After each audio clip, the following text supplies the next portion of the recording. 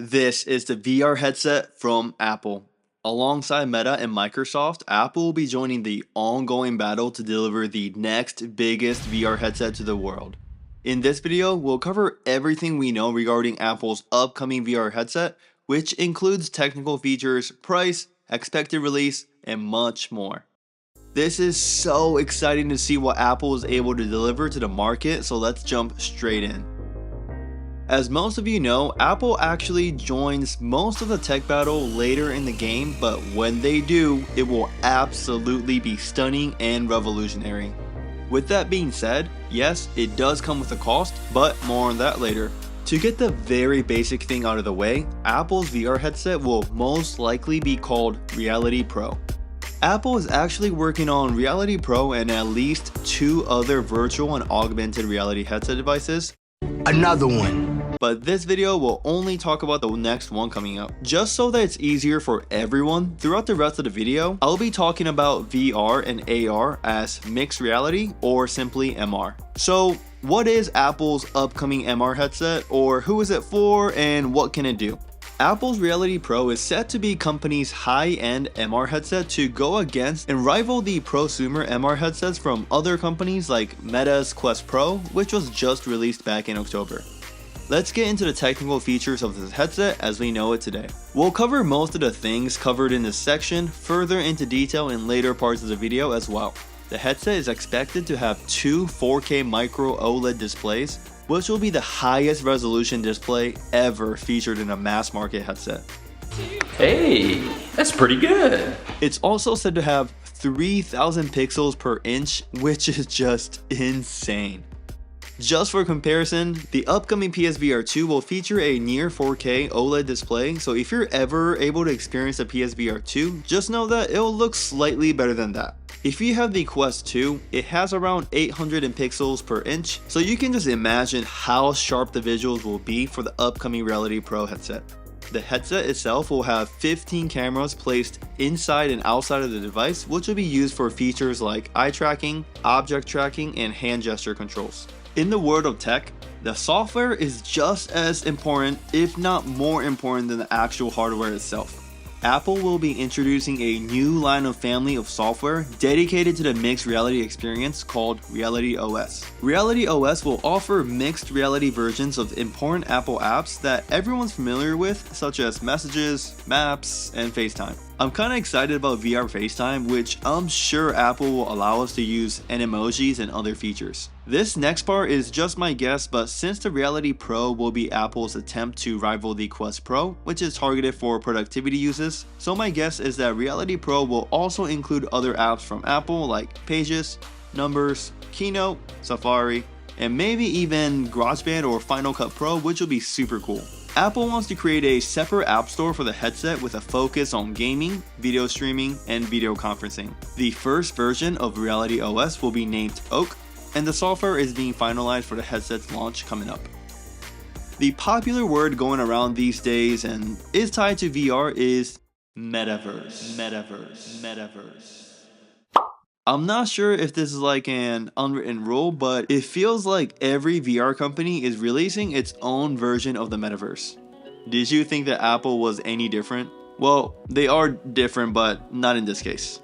As of November, Apple has new job postings and personnel changes inside the company that gives us a clue of what's about to come. Apple is now looking for a professional to develop tools and frameworks to enable connected experiences in a 3D mixed reality world, which sounds exactly like a kind of metaverse. Apple will never call it that as they aggressively avoid using the term metaverse, but we see right through you, Tim. From all of the hardware and software features, as well as everything Apple is trying to do, Reality Pro seriously needed a powerful chip to carry out all of the processing that will be happening inside the headset. Apple decided to use the M2 chip, which is the same chip that powers the current model of MacBook Air and some MacBook Pros. I'm sure a lot of people watching are aware of how powerful the M series of chips are, and M2 being the latest model tells you how good the chip is.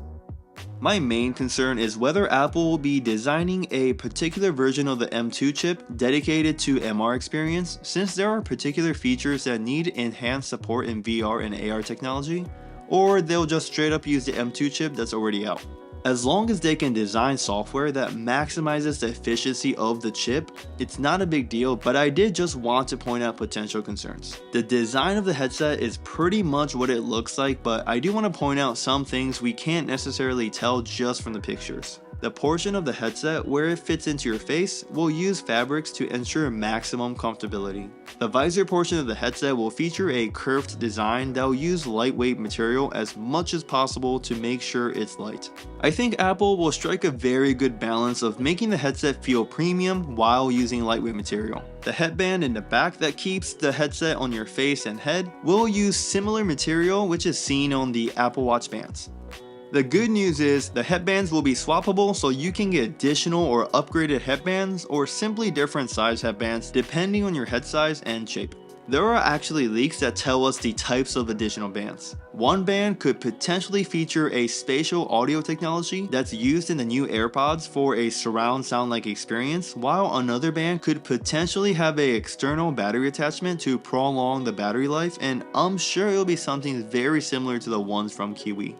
The current prototypes of the headset weigh somewhere between 200 and 300 grams, which is just insanely light, and MetaQuest 2 for example weighs around 500 grams, so you can simply say it weighs around half of the Quest 2. The hot new technology within the VR industry is the pancake lenses included in VR headsets like the MetaQuest Pro and Pico 4.